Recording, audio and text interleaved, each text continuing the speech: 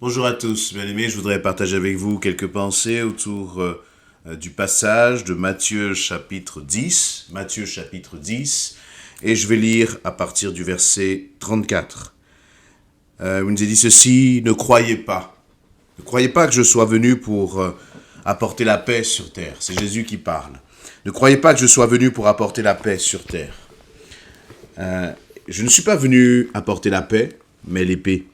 Oui, je suis venu opposer le fils à son père, la fille à sa mère, la belle-fille à sa belle-mère. On aura pour ennemis les gens de sa propre famille. Celui qui aime son père ou sa mère plus que moi n'est pas digne de moi. Celui qui aime son fils ou sa fille plus que moi n'est pas digne de moi. Et celui qui, ne se charge pas de sa croix et ne me suit pas n'est pas digne de moi. Celui qui cherche à sauver sa vie la perdra. Et celui qui aura perdu sa vie à cause de moi la retrouvera. Amen. Jésus donc là parle aux disciples et il parle à tous les disciples. Celui qui est disciple, c'est celui qui veut faire la volonté de Dieu et qui fait,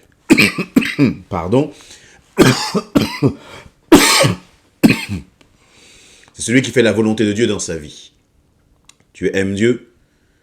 Aimer Dieu, ce n'est pas une question de sentiment, d'émotion, mais c'est une question d'obéissance. Et je dirais même, c'est être heureux d'obéir, être heureux de se soumettre à la volonté de Dieu. Voilà ce que c'est qu'être un disciple. Et le Seigneur, dans cette dimension de disciple, il indique tout de suite ce qu'il attend d'un disciple. Et lorsque je dis cela, c'est intéressant déjà de constater que ce n'est pas à nous à exiger des choses de Jésus-Christ, mais c'est lui qui attend de toi certaines choses. Qu'est-ce que Jésus attend de toi? Quel est le standard de vie dans lequel Jésus veut que tu entres?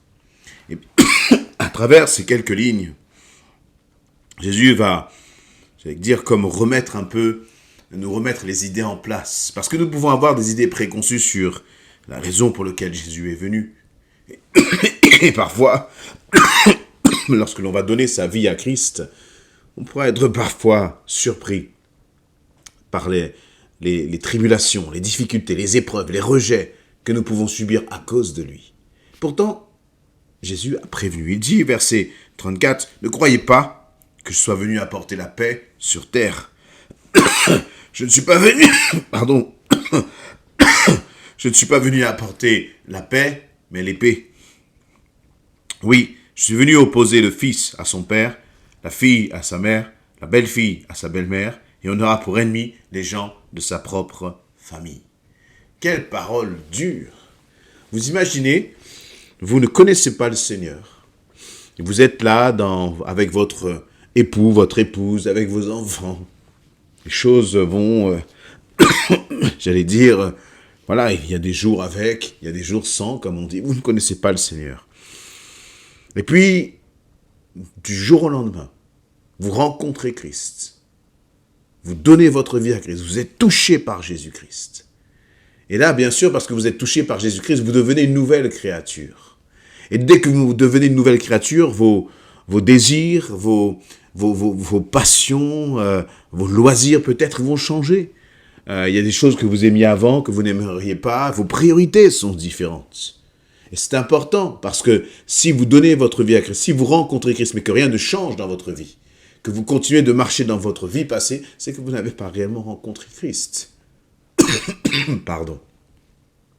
Mais si par contre, vous avez réellement fait une rencontre avec Jésus-Christ, les choses changent. Votre façon de voir les choses est totalement différente. Le problème, c'est que vous avez changé. Mais ceux qui sont autour de vous n'ont pas changé. Votre époux n'a pas changé. Celui avec qui peut-être vous aviez l'habitude de faire les choses que Dieu n'approuve pas, ou je ne sais pas, ça peut être, imaginons, vous aimiez aller sortir en boîte de nuit ou je ne sais quoi, et là vous dites maintenant, je ne suis plus attiré par ces choses-là, à votre époux, à votre épouse. Mais il va se demander, mais qu'est-ce qui se passe? Peut-être que, vous êtes un jeune et vous avez donné votre vie à Christ, vous vivez chez vos parents et maintenant, vous voulez aller le dimanche à l'église, et puis vos parents commencent à se dire, mais qu'est-ce que c'est que cette secte? Qu'est-ce qui s'est passé chez toi? Tu as changé? Pourquoi est-ce que tu fais pas comme les autres jeunes, de sortir, de danser? Ça ne vous intéresse plus. Et donc les autres commencent à vous regarder d'une façon, eh bien, qui va même générer des frictions, générer du conflit parfois. Et c'est ce que Jésus va dire. Il dit, ne croyez pas que je sois venu pour apporter la paix sur la terre. Je ne suis pas venu pour apporter la paix, mais l'épée. Comprenons-nous bien, Jésus est la paix. Mais pas la paix. Pardon. Pas une paix, une fausse paix comme le monde la donne. La paix que donne Jésus, elle nécessite que nous puissions nous positionner.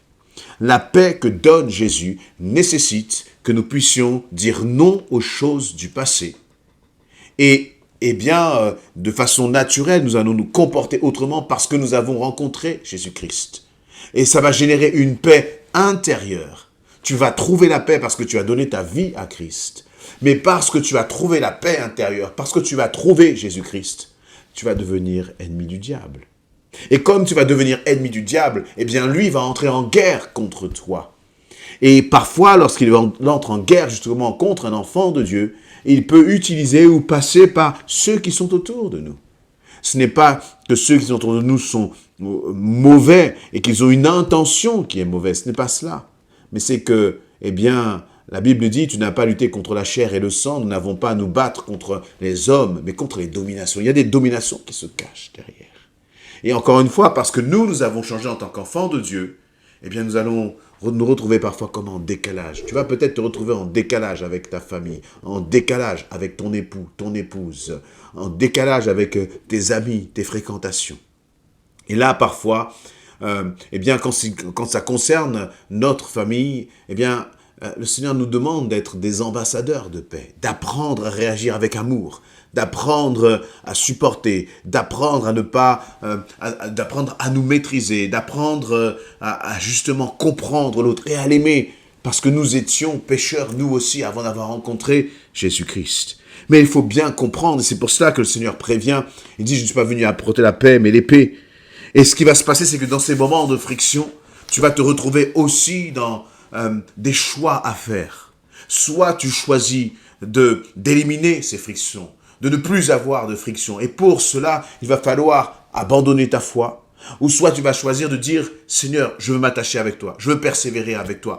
Donne-moi la force d'aimer mon époux, donne-moi la force d'aimer mes enfants, Seigneur, même s'ils ne comprennent pas ma foi. Mais je veux être un ambassadeur entre tes mains, je veux être un instrument, Seigneur, entre tes mains, qui va permettre qu'un jour eux aussi soient touchés.